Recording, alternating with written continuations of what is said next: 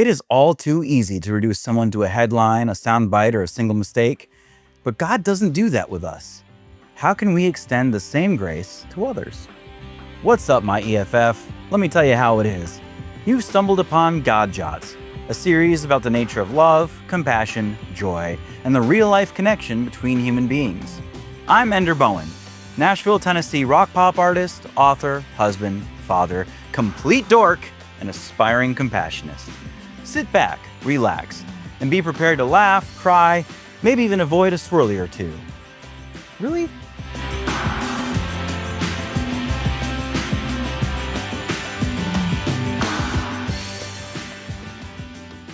When I was a kid, my grandmother had this ritual that seemed simple enough, but looking back, it was pretty profound in its own right. She kept a scrapbook. It wasn't just any scrapbook, it was a chronicle of my life. The Chronicles of the greatest grandson in the world, parentheses, even though I have a few grandsons, this is definitely my favorite, for sure, guaranteed, end parentheses.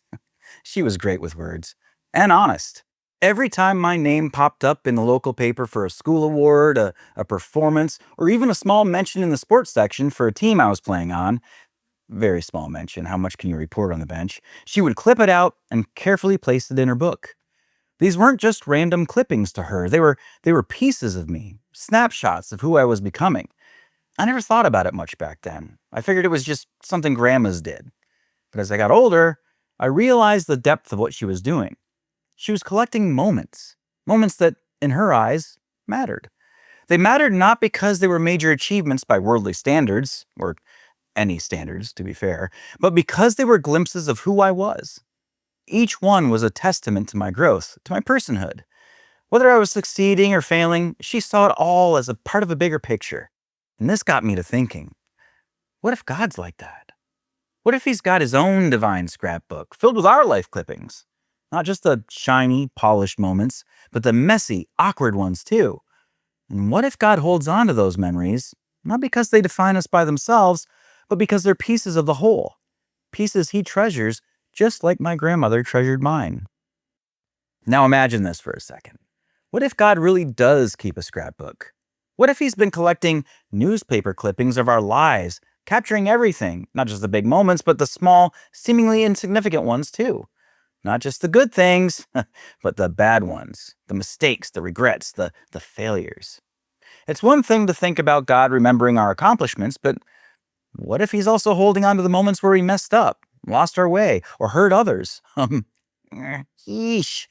It might sound terrifying at first, and at second, and at third. This idea that God could have an entire scrapbook filled with our failures. We'd naturally shy away from the idea that anyone, let alone the creator of the universe, would want to memorialize the times we've fallen short. But here's the thing. What if God keeps those clippings, not out of judgment, but out of love? Think about it. If God is truly loving, then his scrapbook wouldn't just be a collection of our successes, would it? It would be a story of us, with all the beauty and brokenness woven together. If he holds on to the moments where we were at our worst, it's not because he's waiting to throw them back in our faces. It's because he sees the whole picture. Those moments, good and bad, form a larger narrative, a narrative of redemption, growth, and grace. In fact, isn't this the very picture of how God loves us? He loves us not only when we shine, but also when we falter. He loves us as a whole, just as my grandmother kept all the clippings, good, bad, and everything in between, because each one told a part of the story. She saw me through the lens of love, not through the lens of judgment. If God has your newspaper clippings, it's because he loves you, wholly and fully. He doesn't discard you because of a few bad headlines. Instead, he treasures every piece of your story. And if that's how God sees us, what does this mean for how we should see others?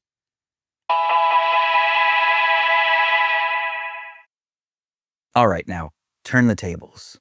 Imagine if you had a scrapbook of someone else's life. A real, raw, unfiltered account of who they are, their victories, their failures, their mistakes, their moments of triumph. What would you do with that collection? Would you focus on the bad and slowly distance yourself away from them, thinking, one swirly is plenty, thank you?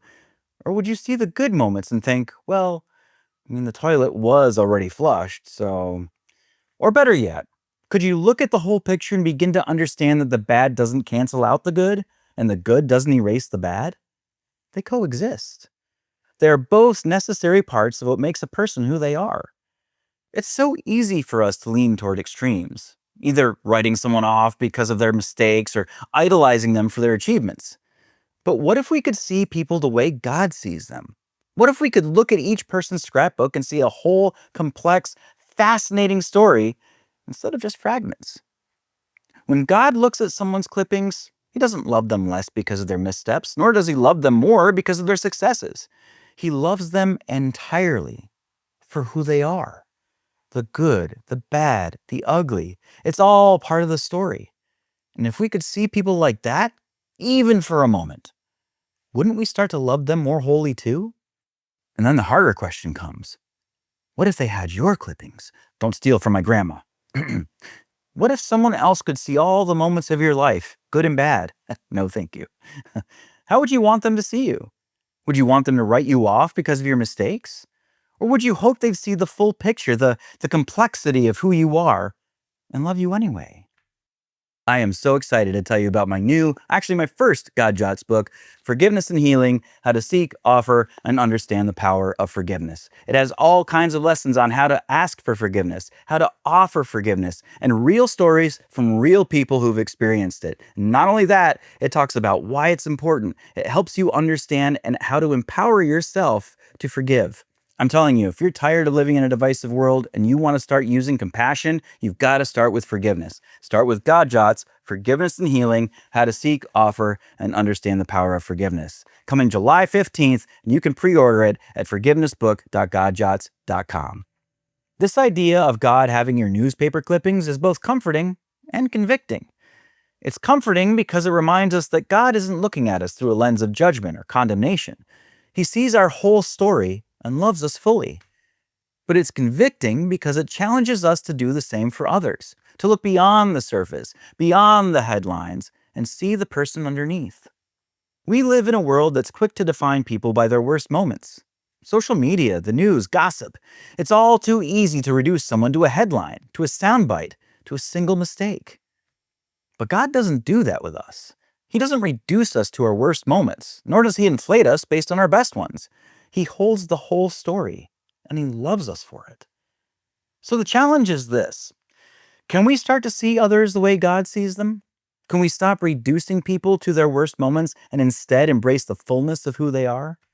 Can we hold on to those newspaper clippings, good and bad, and see them through a lens of grace? Well, honestly, it's not easy. It's messy. People are complicated, and sometimes, lots of times, loving them feels impossible.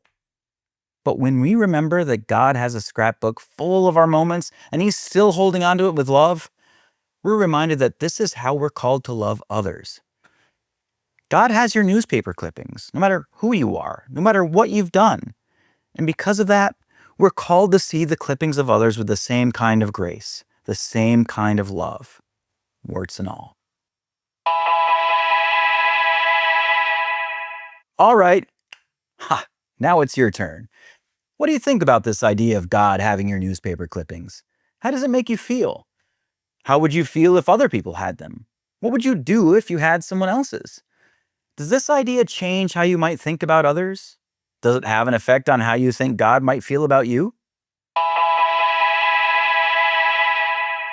I would love for you to share your thoughts about this episode with my growing community of aspiring compationists. Find out how to join us on Discord by going to enderbowen.com/Discord. If you like this episode and want to be notified when new ones are uploaded, make sure you don't leave without hitting that subscribe button. Or subscribe to God Jots on your favorite podcast streaming service. You can also check out more God Jots, as well as subscribe to the mail list for ebooks, updates, and exclusive content at godjots.com. Until next time, be honest with yourself. Be truthful with others. Give people the opportunity to surprise you. And remember that it's impossible to have absolutely nothing in common with another human being. Be a little light in the world. I'm sure I'll see you soon.